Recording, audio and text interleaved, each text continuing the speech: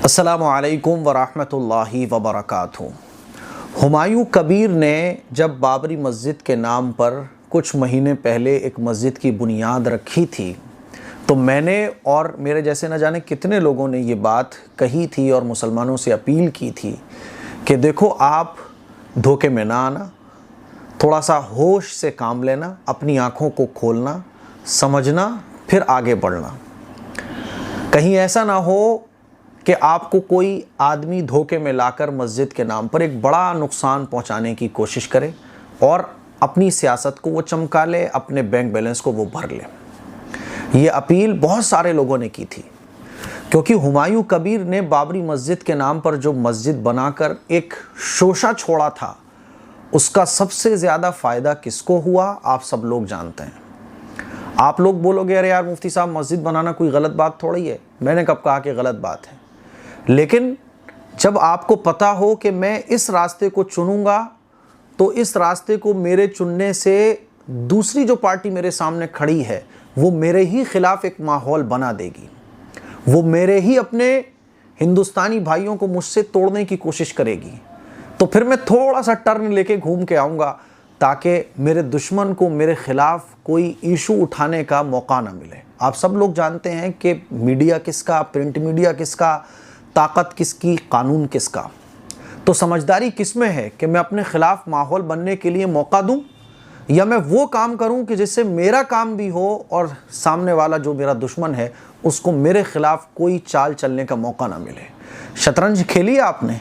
शतरंज में क्या होता है, कभी कभी पीछे हट रहा होता है बादशाह अपने सैनिकों को, अपने वजीर को, हाथी को, घोड़े को पीछे हटा रहा होता है ना। कभी कभी आपने देखा होगा ऊँट पीछे हो रहा है, घोड़ा जो है ना 2.5 चाल चल के पीछे हो रहा है, लेकिन पीछे हट रहा होता है, सामने वाला समझ रहा होता है कि अब तो ये हार रहा है, लेकिन वो जो पीछे हटना होता है वो टर्न लेके घुमा के गेम जीतने की एक प्लानिंग होती है। इस वक्त बिल्कुल जो गेम चल रहा है वो शतरंज की तरह है। आपको कब कैसे घुमा रहा है कोई, आपको कब कैसे कोई अपने जाल में ले रहा है, कैसे कोई अपनी सियासत चमका रहा है, कैसे वो आपके वोट को समेट कर लाखों हज़ारों करोड़ों रुपए की डील कर रहा है, आपको बहुत गौर फिक्र करने की ज़रूरत है। मस्जिद बनाना गलत नहीं है, मस्जिदें अल्लाह का शुक्र है हमारे हिंदुस्तान में इतनी है और मस्जिदों में नमाज़ पढ़ने से कोई हमें रोकने वाला नहीं है। आप नमाजी बनो, किसने मना किया है? आप कुरान पढ़ो, किसने मना किया है? लेकिन जब मस्जिदों के नाम पर कोई पॉलिटिकल लीडर खड़ा होकर आपको ऐसे जमा करने की कोशिश करे जिसका फ़ायदा एक दूसरे आदमी को हो सकता हो, तो आपको अपनी खोपड़ी का इस्तेमाल करना ज़रूरी है। ये बात मैंने भी कही थी, बहुत सारे लोगों ने कही थी, उस वक्त शायद लोगों को समझ में ना आई हो। लेकिन अब हुमायूं कबीर का जो एक सीक्रेट वीडियो लीक हुआ है, उस वीडियो में वो क्या क्या कह रहे हैं मुसलमानों के बारे में, किस तरह से सौदेबाजी हो रही है, किस तरह से 1000 करोड़ रुपए की डील हो रही है। हालांकि वो ये कह रहे हैं कि ये वीडियो फेक है, लेकिन अगर ये वीडियो फेक है तो असदुद्दीन ओवैसी साहब जैसा पुराना सियासी आदमी जिसकी नज़रों में इतनी तेज़ी, समझने की इतनी बेहतरीन सलाहियत, एक तो मुझे बड़ी हैरानी हुई कि उन्होंने हुमायूं कबीर जैसे आदमी से कैसे गठबंधन कर लिया। लेकिन इस वीडियो के लीक हो जाने के बाद असदुद्दीन ओवैसी साहब ने भी अपना गठबंधन हुमायूं कबीर के साथ तोड़ दिया है। हालांकि हुमायूं कबीर ये कह रहे हैं कि साहब ये AI जनरेटेड वीडियो है। मुझे हैरानी होती है, AI जनरेटेड वीडियो अगर है तो बहुत सारे ऐसे टेक्निकल लोग हैं जो चुटकियों में पता लगा के बता सकते हैं कि ये AI वीडियो है या नहीं है। इन सब के बावजूद भी हमारे बंगाल और बहुत सारे मुसलमान जो हुमायूं कबीर को पसंद करते हैं, उनकी आंखें नहीं खुल रही हैं। मेरे अजीज़ भाइयों, मेरी बहनों, में बस ये कहना चाहता हूँ, अपनी आंखें खोलिए। मस्जिद बनाना कमाल नहीं है, मस्जिदों को आबाद करना कमाल है। अगर इस माहौल में जब हम अमल से बहुत खाली हैं, दीनी और दुनियावी एजुकेशन से बहुत पीछे हैं, कोई आपको बिल्डिंगें बनाने के लिए उभार रहा है, ख़ास तौर पर बाबरी मस्जिद और ऐसे नेम और ऐसी जगहों पर जहां आप वो काम करो तो उसका फ़ायदा दूसरी पार्टी को हो सकता है, तो आप थोड़ा सा होश में आइए कि बंदा ये ऐसा क्यों कर रहा है। हालांकि नमाजें असल हैं, आप मस्जिद बना लो, नमाजें ना पढ़ो, ये मस्जिद किसी काम की रहेगी आपके लिए? नहीं रहेगी। आप कुरान दुकान से ख़रीद के ला के घर में रख लो 10 कुरान, लेकिन आप उसमें से एक कुरान भी नहीं पढ़ते, ये कुरान घर में रखे हुए कोई फ़ायदा पहुँचाएंगे? नहीं पहुँचाएंगे। इसीलिए याद रखो, आपका मोहसिन वो है जो आपके अंदर काबिलियत पैदा करे, आपको इल्म से जोड़ने के लिए कोशिश करे, अब मस्जिद बनाने के लिए आपको वो मोटिवेट कर रहा है, वो भी बाबरी मस्जिद के नाम पर, और सजदों से आप खाली हो, नमाजें आप पढ़ नहीं रहे, तो अमली तौर पर आप खाली हो। इसका सीधा सा फ़ायदा किसको पहुँचेगा आप अच्छे तरीके से जानते हो। इसीलिए मैं तो जो मुस्लिम पार्टीज़ के जो जलसे होते हैं, जुलूस होते हैं, ख़ास तौर पर जो पॉलिटिकल जलसे और जुलूस होते हैं, उसमें मैं इस चीज़ का बिल्कुल कायल नहीं हूँ कि वहाँ पर नारे तकबीर के नारे लगाए जाएं और ऐसे स्टेज पर से जो है ना वो कलिमा तय्यबा की सदाएं बुलंद की जाएं, क्योंकि जो माहौल फिर इन चीज़ों को उठाकर बुनियाद बनाकर मीडिया के ज़रिए और लोगों के ज़रिए जो बनाया जाता है, उसका नुकसान सिर्फ़ और सिर्फ मुसलमानों को होता है। इसीलिए थोड़ा सा शुऊर पैदा करें हम और आप अपने लीडरों के अंधभक्त ना बने। होता क्या है कि हम जिस लीडर को पसंद करते हैं उसके अंधभक्त बन जाते हैं, वो जो कहेगा उसको सही मान लेते हैं। थोड़ा सा शुऊर पैदा कीजिए। मुसलमान जो है ना वो बेवकूफ़ नहीं होता। अल्लाह के नबी का इरशाद है कि मुसलमान अक्लमंद होता है, समझदार होता है। अपने अंदर शुऊर पैदा करें, अपने अंदर काबिलियत पैदा करें, और ये पैदा होगी अल्लाह और अल्लाह के रसूल के तरीक़े पर चलकर। आपके अंदर सियासी शुऊर तब तक पैदा नहीं हो सकता जब तक आप रसूलुल्लाह सल्लल्लाहु अलैहि वसल्लम की सीरत को ना पढ़ें, वरना फिर आपको ऐसे ही ठगा जाता रहेगा, ऐसे ही आपको लूटा जाता रहेगा, ऐसे ही आपको मजहबी चीज़ों के नाम पर बेवकूफ़ बनाया जाता रहेगा। मेरी आप लोगों से गुजारिश है, होश में आइए और सियासी शुऊर पैदा कीजिए। देखो, याद रखो, इस वक्त जो माहौल चल रहा है, मैंने आपको बताया कि हमारे पास 5 रास्ते हैं। 5 रास्तों में से हमें पता है कि ये रास्ता मैं चूज़ करूँगा, ये रास्ता चूज़ करूँगा, ये रास्ता चूज़ करूँगा। 3 रास्ते अगर मैंने चूज़ किए तो मेरे ख़िलाफ़ एक पॉलिटिकल मुद्दा बनाकर मेरे ख़िलाफ़ बहुत सारी चीज़ें चलाई जा सकेंगी जिससे हिंदू मुसलमान नफ़रत बढ़ेगी।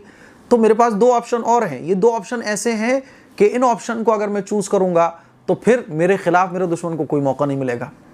तो मुझे बताइए अक्लमंदी क्या है कि मैं ज़िद पर यही 3 वाले ऑप्शन चूज़ करूँ या 2? आप कहोगे ये वाले 2।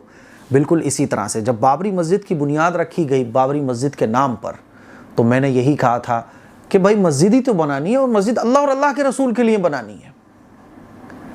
इसलिए नहीं बनानी कि फ़ुला के मुकाबले में फ़ुला की ज़िद पर नहीं, अल्लाह और अल्लाह के रसूल के लिए किसी और नाम से बनाई जा सकती है। और मस्जिद बनाने से ज़्यादा बेहतर ये है कि आप नमाजी बनने की कोशिश करो। ऑलरेडी मस्जिदें बहुत हैं, खाली पड़ी हैं। फजर की नमाज में आप चले जाओ, 2 नमाजी 4 नमाजी। मस्जिदें बड़ी बड़ी लेकिन खाली हैं। ज़रूरत इस बात की है कि अमली तौर पर हम दीन में दाखिल हों, अमली तौर पर हम मुसलमान बने। आज गैर मुस्लिम हमसे दूर होते क्यों चले जा रहे हैं? जो बहुत सारी ऐसी पार्टीज़ हैं जो हमारे ख़िलाफ़ काम कर रही हैं, मीडिया हमारे ख़िलाफ़ बोलता है। क्यों बोलता है? अमली तौर पर हम खाली हैं, क्योंकि जब किसी गैर मुस्लिम का वास्ता हमसे पड़ता है तो अमली तौर पर हम वो चीज़ें उसके साथ कर रहे होते हैं जो अल्लाह और अल्लाह के रसूल की तालीमात के ख़िलाफ़ है। फिर वो उसको इस्लाम समझता है कि ये इस्लाम है, ये मुसलमान है। इसीलिए मेरी आप लोगों से गुजारिश है, आप हुज़ूर अलैहिस्सलातु वस्सलाम की पॉलिटिक्स को पढ़ो कि हुज़ूर ने कैसी सियासत की, कि कैसे जानी दुश्मन थे वो भी इस्लाम में दाखिल हो गए। और आजकल क्या हो रहा है कि जो हमारे साथ गैर मुस्लिम भाई खड़े होते हैं, हमारी हरकतों की वजह से हमसे दूर हो जाते हैं। मेरी आप लोगों से गुजारिश है कि होश में आइए, कोई भी कदम बढ़ाइए तो सोच समझ कर बढ़ाइए। इस वक्त जो लड़ाई है ना वो वही है चेस वाली, कि आप कैसे काम करोगे, कैसे आप आगे बढ़ रहे हो। जो जितना समझदारी से आगे बढ़ेगा वो उतना कामयाब होगा। अगर आप समझदारी नहीं दिखाओगे, अगर आप बेवकूफ़ बने रहोगे, आप ये गौर व फिक्र नहीं करोगे कि मुझे वोट देने से फ़ायदा किसको है, तो आपके ज़रिए हज़ारों करोड़ों रुपए जेबों में भरे जाते रहेंगे और आपको कोई फ़ायदा नहीं होगा। मैंने आपको पहले भी बताया था कि हमारे फ़िरोज़ाबाद में कोई विधायक नहीं बना मुसलमान तकरीबन 15 सालों से। उसकी वजह पता है क्या है? क्योंकि एक मुसलमान जब खड़ा हुआ तो उसके मुकाबले में दूसरा हो गया, और फिर इन दोनों के मुकाबले में एक तीसरा और खड़ा हो गया, और इन तीनों को वोट देने वाले मुसलमान जानते हुए कि हम अगर इधर वोट देंगे तो कोई फ़ायदा होने वाला नहीं है, लेकिन चूँकि हमारा नेता है, इसने सही कह दिया तो सही, इसने गलत कह दिया तो गलत। थोड़ा सा होश में आइए, जागिए। और हुमायूं कबीर और जैसे जितने भी लोग हैं जो पॉलिटिक्स में, देखिए पॉलिटिक्स में इस्लाम और मजहबी चीज़ें नहीं होना चाहिए। मजहबी काम उलमा के हैं, नमाजी बनाना उलमा का काम। हाँ, अगर कोई कानूनी एतबार से कोई मसला है, जैसे ओवैसी साहब माशाल्लाह 3 तलाक पे बोले, ओवैसी साहब जो है ना वक्फ बिल पर बोले, तो अलग बात है। लेकिन आम जलसे और जुलूस में जिसमें हमारे गैर मुस्लिम भाई भी हों, तो ज़रूरत इस बात की है कि जैसे अमेरिका के अंदर ज़ोहरान ममदानी ने, मुसलमान थे वो, लेकिन उन्होंने जिस तरह से कामों को इशू बनाया, उन्होंने जिस तरह से अपनी पॉलिटिक्स में सबका साथ और सबके विकास को फोकस किया, अगर आप मज़हब के मुकाबले में मज़हब ले आओगे तो गुत्थम गुत्ता होती रहेगी। आपको समझदारी के साथ सामने वाले के मुकाबले में एक ऐसा पॉइंट ला के रखना है जिसका उसके पास कोई तोड़ ही ना हो। बहरहाल अल्लाह से दुआ करें कि अल्लाह ताला हमें समझने की और अमल करने की तौफीक अता फ़रमाए। अल्लाह ताला मुसलमानों को की हिफाजत फ़रमाए उन लोगों से जो उम्मत का सौदा करते हैं और उम्मत को धोखा देने का काम करते हैं। अस्सलामु अलैकुम व रहमतुल्लाहि व बरकातुहू।